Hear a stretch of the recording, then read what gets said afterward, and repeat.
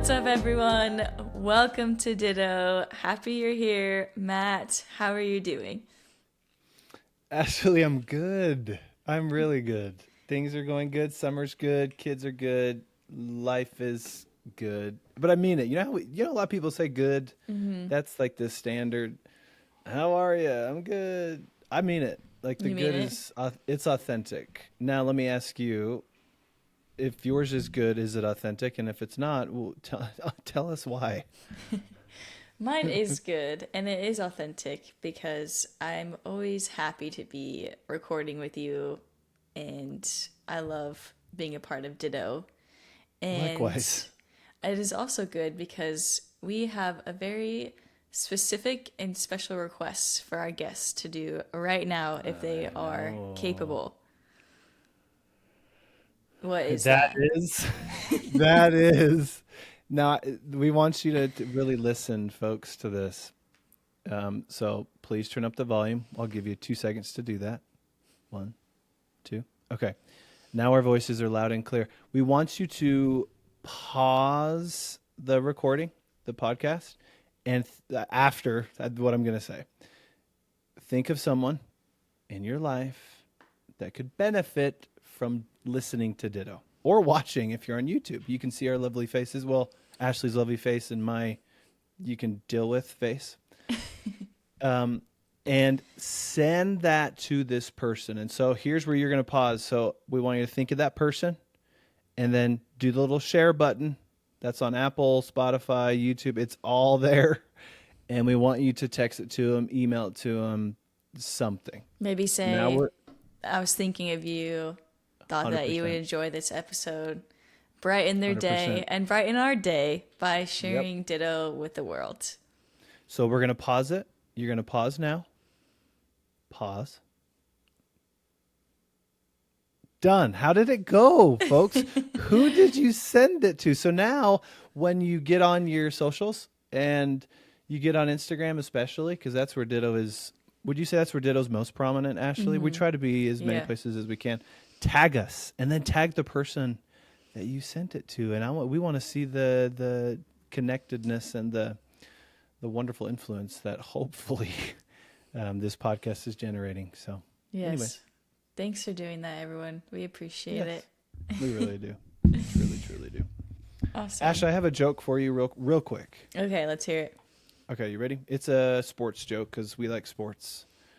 Um, why did the basketball team go to therapy? Why did the basketball team go to therapy? I don't know. Yes. Because they had too many issues with rebound relationships. Not That's a bad, good one. I was right? trying to think of what basketball term would make sense, but I couldn't get it.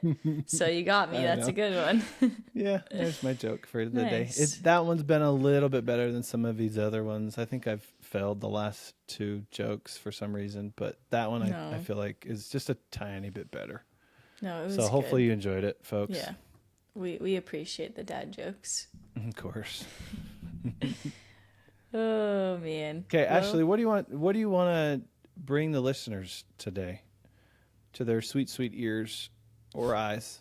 What should we talk about today? well, I think we want to dive a little bit deeper into what my mindset and mental performance journey has looked like, does look like, So with the the help of you. mindset of Ashley Hatch, if you will. Yes. Ooh. I can't wait for this. Okay, so this one I think is going to be a little bit different from our last episodes. Most, if not all, of our episodes. Because usually we have like a scientific topic and then we unpack it from kind of anecdotal evidence and evidence based stuff and peer reviewed stuff. This is going to be straight from the mind of Sister Miss Ashley Hatch. Okay. And at first we were like, should we do like a session and record it? Because Ashley and I obviously have worked together for a long time, but then that just makes it weird and kind of awkward. So then it was like, well, let's just essentially do a session with some of the questions that one might ask, or that I might ask Ashley in some of these instances, that most importantly, folks, you will find interesting, and even more importantly, you will find applicable. Okay? Sounds good. So I have roughly, that I've generated, let's go five questions for you. Okay. And we want to make this fairly short and concise, but nonetheless, we want to see what you're thinking and what you've thought as a professional soccer player. I would argue, I know I'm very biased what I'm about to say when it comes to this. I would argue it's what sets you people apart, meaning being in a professional sport, being an athlete in a professional sport, and being really good at it. It's one thing to be on a team as a professional athlete. It's another thing to be on a professional team and actually contribute at a very, very high, consistent level. And you have done that. So here we go. You ready for the first question? I think so. Okay. I know. What is he going to ask? Ashley, when you're at your best on the field, sorry, on the pitch, what's going through your mind? Or maybe even more importantly, what's not? If you need me to re-ask the question, let me know. No, I think your question was very, very clear. And my answer is my mind is very, very clear when I'm at my best. And that is because I feel like there's not much going on in my mind because I'm not distracted. I'm very present. I'm really having fun. And I'm welcoming any and all challenges. And I'm just kind of like playing super freely and really just like soaking in the game and whatever stage we're at in the game, whether we're winning, it's like, okay, let's go get another goal. How can we continue to win this game, score more goals, or close out the game? Whether we're losing, it's like, okay, what needs to happen next? How can we score a goal? How can we get even? And how can we go ahead? So I feel like when I'm at my best, I'm playing very freely. Every play kind of builds on itself. Like the next play is better, the next play is better. Wow. And Cool. my confidence is just like almost like very visible. I feel like when I talk to like my close family or friends or like Jeff after the game, like they can always tell when I'm at my best in my mind because of the way that I play. Interesting. And they can like notice it like physically in the way that I carry myself in the game. Yeah. I love that. Would you say, as a graduate student many years ago in my master's degree, I learned this awesome acronym, WIN, so win. We've talked about this before, obviously, but maybe some people haven't heard it. At least from kind of the sports psych lens, it stands for what's important now. And what it evokes is present moment awareness, present moment orientation. From what you just said and from knowing you, that feels like that's very applicable to answering that very first question. Am I wrong? Yeah, very much I am so. wrong. Oh, sorry. No, it is very applicable. You are 100% correct. Sorry, I was writing it down. I know. I could tell you're writing something down. Oh, that was so funny. Yes, you are 100% wrong. Terrible. Just kidding. That's no, not yeah, right. that is right. And so and maybe you do this subconsciously. This is my guess. You're continuously going, okay, what do I need to do now? What do I need to do now? What's important now? What do I need to do? What's important now? It's not really dwelling on the past. It's not dwelling about the future. It's not worrying about Jeff in the stands, even though he's super good looking. Very distracting. Very Just kidding. distracting to look at. It's what needs to be done right in this moment, right? And I love that. I think it's very peer-reviewed, arguably evidence-based, argued to be the most effective mindset that one can have, especially in these high-pressure situations. Awesome. Anything else to add to that first question? It was beautiful the way you answered it. Thank you. Okay. No, I think that's it. Okay. Here's your second question. I really like this one because I've been on like half of this journey with you with this question. You'll understand what I mean here in just a minute. Ashley, how has your mindset evolved from rookie to veteran, seasoned player, especially from proving yourself to leading others? Oof. How has your mindset evolved from rookie to veteran, especially from being able to prove yourself in leading others? Wow. I mean, it's evolved so much. I feel Yeah, like, I mean, anyone who's been listening to Ditto for the past season and a half now true. Yep. knows that I have come a long way. I feel like when I was a rookie, I didn't know as much about like the mental side of my game. I feel like I had a pretty good college career and foundation as a youth player because of like my parents and their involvement in my athletics and just the mindset that they like rubbed off on me and the way that, I talked to them and that we communicated to each other and how they helped me overcome challenges as a youth player and stuff like that. But then once I was out on my own, I feel like it became very obvious to me that this is something that I needed to intentionally work on Mm, because I found myself off the pitch, like dwelling too much about what had happened on the pitch. And then there was interesting. times where when I was on the pitch, I wasn't enjoying playing because I was worried about mistakes. I was fearful of mistakes. I didn't have that free feeling of like, I know what I'm doing. I trust myself. I trust my instincts, especially in the game of soccer. There's so many decisions that you can make in one play. There's probably like 10 to 20 different options you could do. Yeah, And all of them can impact the game in a very total. different way. Wow. And so Yeah. if you're not trusting your instincts and trusting your body, like you're not going to enjoy the game, but there's also risks to like injury or just making more mistakes and your confidence spiraling down. So like I could feel myself kind of at this higher level being more worried and not enjoying the game as much. And so I feel like once I started working with you, that's kind of when the evolution of my mental game really started impacting my physical game. And Mm, I was able to, I feel like, remind myself of the things that helped me get to where I was, but also kind of build some new, strategies and new tools to help me continue to improve in those areas. And I went from being, worried about mistakes to playing a lot more freely and being very confident in who I am as a person on and off the pitch.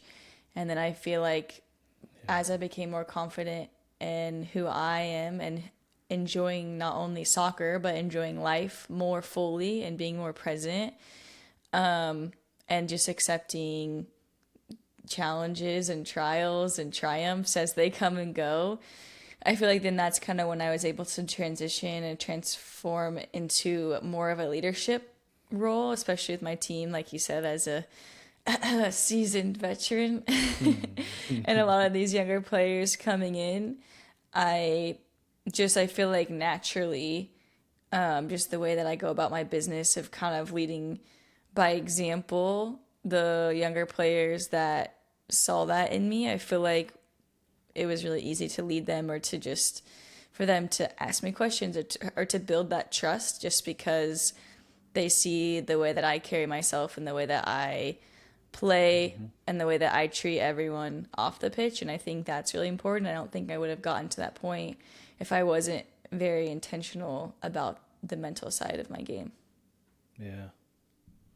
I love that question and your response even more so for so many reasons, but I think it really, like you just put on display, I think it really invited, this reflection of identity and growth and internally shifting over time. Yeah. You said towards the very end there, and we talked about this in our last episode with meditation and mindfulness. These two words, and they're synonymous: allowance / acceptance. Like you continually develop physical skill sets over time. Obviously, you continue to get better at PKs or defense or whatever it might be tactically, especially from a physical standpoint. However, being now at that level for as long as you've been doing it, a lot of it now is the allowance, allowing your body to do what it knows how to do.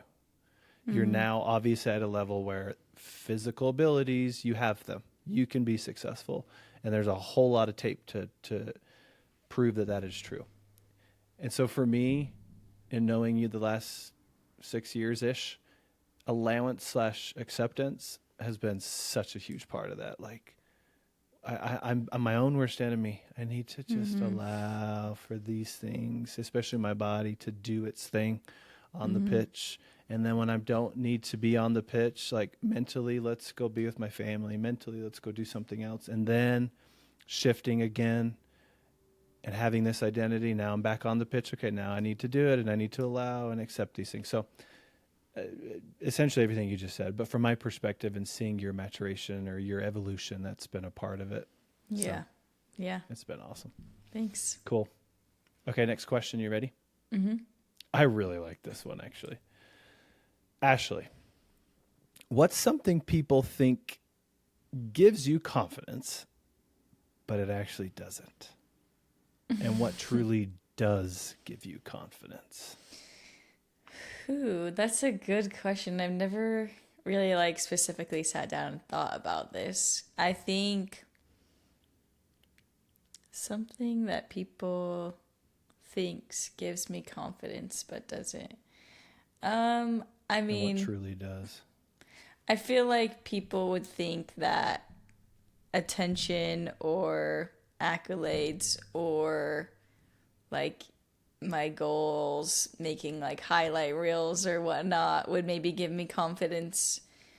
But of course, like all those things are great and they're fun, but they're kind of just like a side note. I think for me, what gives me confidence is just being able to play the game freely and like execute something that like I have been working on for however long. So Yeah.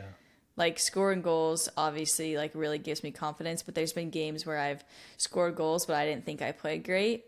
So it's kind of needs to be the full package. Like I've had games where I feel like, oh my gosh, that was one of the best games in my life, but I didn't score a goal or I didn't even like sniff the goal. Interesting. Yeah. Yeah. But I was still really proud of myself and the things that I did because I was playing like myself.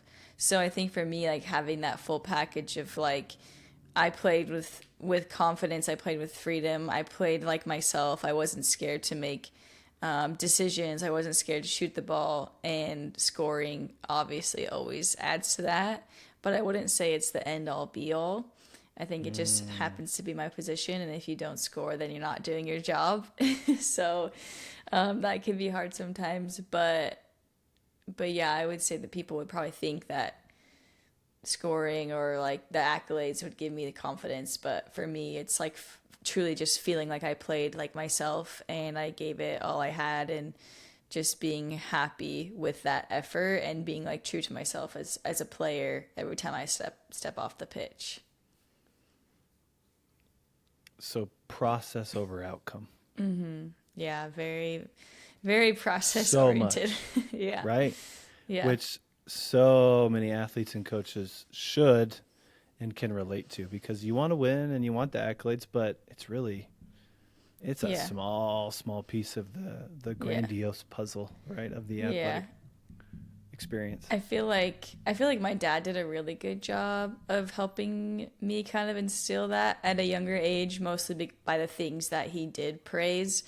And a lot of the times he did praise like putting in the extra work or not giving up no matter what the result was. Or I feel like he taught me to thrive in situations where the odds are stacked against me. And so now I kind of like those any situation where it's like, oh, you shouldn't be here and I'm there, like I thrive in those environments just because I feel like at a young age, my dad just like taught me to like enjoy those moments, Wow. and like if people are Yeah. counting you out, like prove them wrong, you know? And so I feel like he did a really good job of instilling that mindset of just like process over outcome. And then obviously like when you do get the outcome, it's that much sweeter. Right. But like I didn't really, in high school, I think was the first time I really was made aware of like records because like Mm.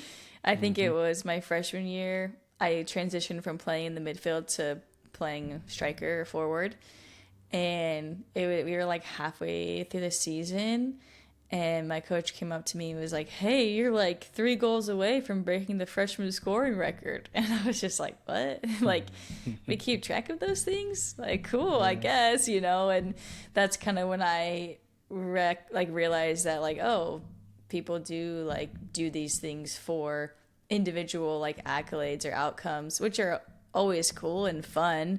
But for me, at the end of the day, if my team isn't winning, if my team's not making it to the championship, I don't feel like those accolades like matter as much because I'm part of a team and this is our process. This is what we want to do.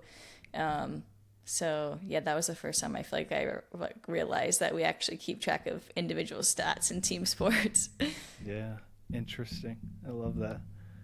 Ashley, what role has your faith played in your confidence? Oh, huge. It's been a huge role. It's played a huge role. I feel from a very young age, I was fortunate enough to be a part of a family that are members of the Church of Jesus Christ of Latter-day Saints, and my identity was always rooted in being a daughter of God. And so I was reminded of that over and over every Sunday, every day, you know, when we are just having family scripture study or family home evening, whatever it may be. It was just a regular part of my life and my conversation with my family and with church friends and stuff. And so I never once really, I mean, your identity kind of does naturally get intertwined with whatever you do, whether it's work or sports. But Sure. I feel like anytime I felt like it was getting a little too intertwined, I never hesitated to remind myself that my true identity is in me being a daughter of God and not a good or bad soccer player. And so I'm just super grateful for that foundation because I've fallen back on it so many times and I've had to remind myself of it so many times, especially when times get hard or when people, you know, the critics out there, whatever they may be, Mm-hmm. are telling you that you're not good or this or that. I think having that foundation has really helped me make it all the way to where I am today. Mm-hmm. Wow. Beautiful. Thanks for sharing that. That was a side That question was to a my side first question. question. That wasn't one of your five. No, it wasn't. It wasn't. Okay. Next question. This one's more about your strategic orientation. So actual strategies from an emotional, psychological standpoint. Okay. So let's say, Ashley, you're in a game where your confidence is low or the pressure is really high or both. Okay. What's the inner dialogue that you lean on in those moments to help you emotionally, psychologically, etc.? That's a good question. Well, I feel like as you're asking this question, I've, a specific game came into mind when my inner dialogue was not great, and then I feel like a game when my inner dialogue was great. For me, when it's not in a place that I want it to be or my confidence is low and I'm not mentally where I know I should be, I feel like I often rely on other people or Mm. other sources to help me get to where I need to be. And sometimes I give that power to someone else, like a coach or a teammate. Like, oh, if they would just do this for me, it would really help my confidence. Like, if the Mm. coach really would just finally praise me or give me some instruction, or the reason I'm not doing good is because I wasn't prepared for X, Y, and Z scenario, whatever, Mm-hmm. then I know that I'm not in a good place because a lot of my energy and focus is going towards something or someone that is not under my control or influence at all. It's a complete waste of time. But I often see it in a lot of other players too, or teammates sometimes, where it's like, well, the reason why I didn't play well, the reason why my confidence isn't great is because of so and so or X, Y, and Z. And there may be a little bit of truth to that. But ultimately, Mm-hmm. at the end of the day, it's not something that you can directly impact or influence, especially in the middle of a game. The only thing that you can Right. directly influence or impact is what you say to yourself and how you, whatever tools you have in your tool belt to help you climb out of this maybe hole that you're in.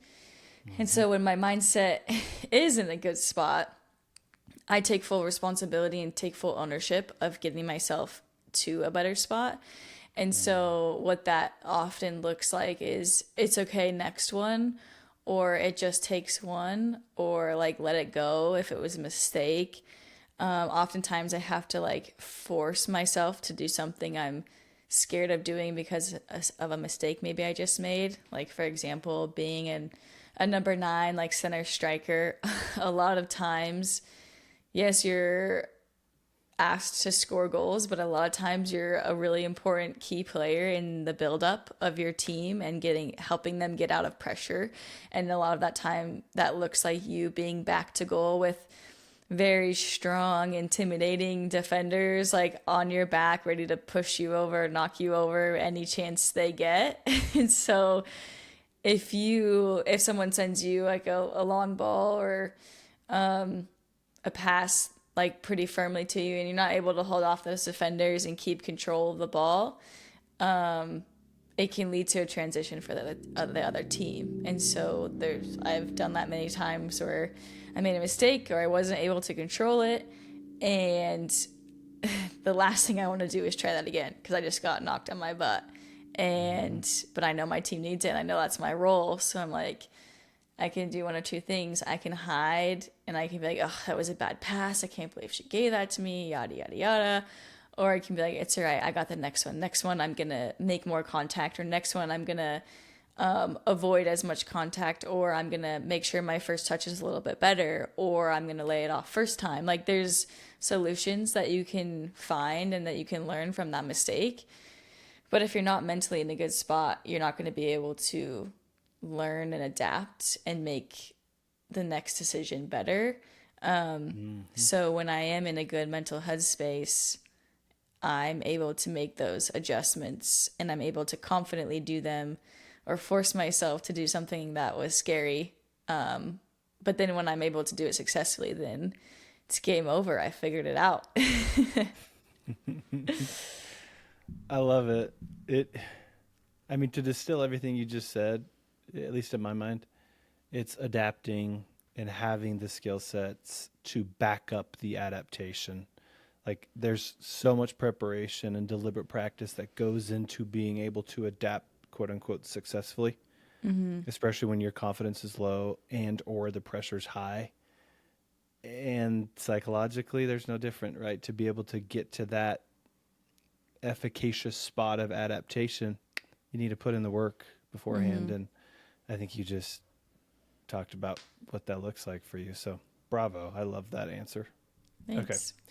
Ashley, you ready for my last question? Yes, I am. Okay. So this is touching on purpose and like motivation, Okay. especially from a broad perspective. Okay. How has your why or your purpose changed over the years? And then how does that impact like your preparation, your recovery, and especially dealing with setbacks/challenges? If you need me to re-ask that question, let me know. So, how has my why Mm-hmm. changed over the years Yep. and impacted what And was how it? has that impacted preparation, training, recovery, and especially dealing with setbacks? Yeah. I feel like earlier in my career, my why wasn't maybe as known as it is now. And I feel like everything felt very like short term. So like what what can I accomplish like now? Like how many goals can I score? How many games can we win? Or I felt like my why was very like surface level. And I mean, rightfully so, when you're younger, you kind of just think more about yourself. Totally. Yeah. And it's all about kind of like what's next for me, what's the next goal, what's the next step, what's the next ladder to climb. But then as I've gotten older and in my career, like there's not much more that I can climb that's in my direct control.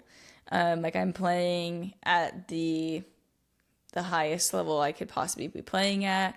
I've had opportunities with the national team, like hopefully more opportunities in the future, but also those are never guaranteed. So for me right now, like what's most important compared to what was most important back then, like it was like okay, high school, then to college, and then college to pro, and then climbing up within the pro system, like okay, I'm a rookie, I'm not getting very many minutes, and then becoming a starter, and then okay, how can I continue to climb in those areas?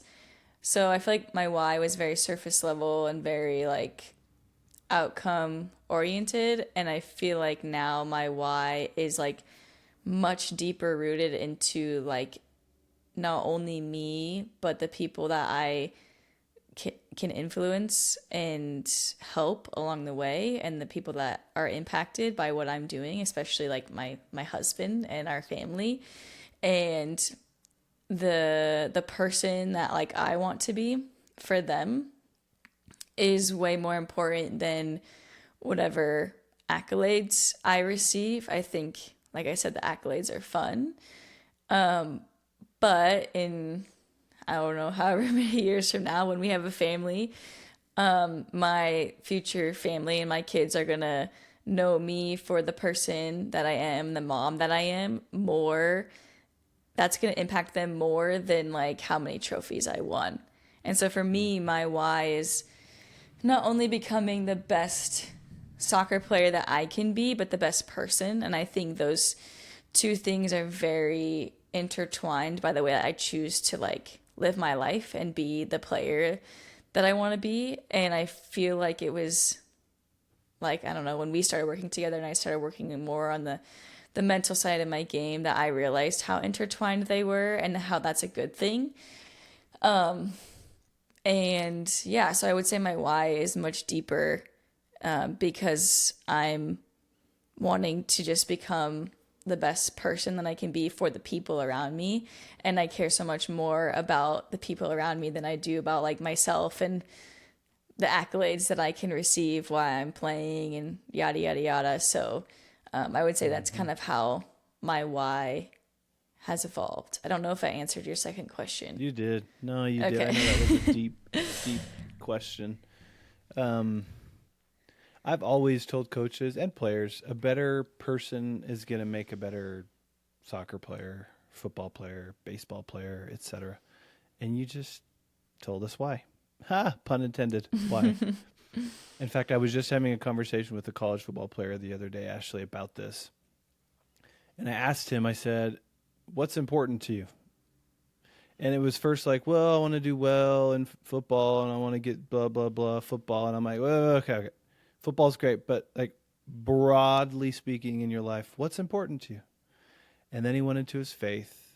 He went into his family. He went into things that aren't directly football related. And then I said, there's no reason you can't use the strength of your faith, of your family, of other things in your life to be a better football player. You don't need to separate them so much because you are a human being playing football. You are a human being in the classroom, in relationships, in your faith. So take you wherever you go. Mm-hmm. And that's going to be holistically that much of a stronger orientation in whatever domain that might be in that moment. So, and it hit him. He was like, yeah, okay. I could see why that is important and why that would work. Yeah. Anyways, so Ashley, thanks for everything that you just said. I found it very interesting, and I'm hopeful that the audience found it interesting. I just don't feel like we've sat down and gone over kind of, I know we're like, what, on 37 minutes now? We've never like gone over like you and your mindset. And I think this will paint a clearer, I know it will paint a clearer picture of you and your mindset, and hopefully help people, gain some inspiration and applicable tidbits for their own and for those that they coach or lead or whatever. Totally. So, bravo. Well, thank you for your wonderful questions. They they were really good. And I think one thing I want to add to that last point that you were making about, take you wherever you go is, I think the reason why this concept sometimes feels so foreign to us is because we often highlight, I'm just going to use Tim Grover's verbiage here of like the dark side, or like in order to be the best athlete, you kind of need to be nasty, or you need to be this way or that way. And I mean, that's a conversation that we've had before, but yeah, you can be like aggressive on the field and you can be a different person on the field, but like holistically, if you're not happy with the person that you are, like I do feel like that's kind of fleeting. And I do feel like sometimes we don't really tap into our full potential if we're not satisfied with the holistic person that we're trying to become. And so I do feel like it's a new kind of narrative when it comes to like high performance and high performing athletes, is like this notion of paying attention to all aspects and all areas of your life and making sure they're all synchronized and moving in the right direction. Because a lot of the times, even me, like growing up, it was like, you can't have any distractions. Like, don't let anything take away from soccer. But it's like, wait, actually, what if these things are adding to soccer? And what if these things are adding to my life, And so I do think it's kind of foreign sometimes to people. I'm sure you deal with it all the time, of this kind of like holistic approach. But I'm a big proponent of it. So yeah, it's funny. I started coaching a jiu-jitsu person. I won't say their name or who they are. They're essentially professional. They do jiu-jitsu, grappling, and martial arts. And they came in and we started working together. And after like 2 months, they go, I didn't think this is what it was going to be like. I'm like, what do you mean? Like, hopefully that was a good statement. And they go, I just didn't think we would talk about like my faith and my relationships and like everything that makes me me. But then they go, but it totally makes sense. Like, why would we not talk about those things? They were under the impression like they're going to come in, I'm going to provide mental skills for them and self-talk and goal setting, and then they'll be on their way. That's just not my MO. And I think it was surprising, but in a good way for this particular person. So again, just speaking to your point of the importance of recognizing the entire human being. It's really important in my humble opinion. So yeah, well, I agree. There we go. Okay. Cool. Well, thanks, Matt, for another great episode. Thanks, everyone, for listening. We won't pester you again to share, but thank you for sharing at the beginning of the episode. And as always, we're super grateful for all of our listeners. Bye, everybody. Bye.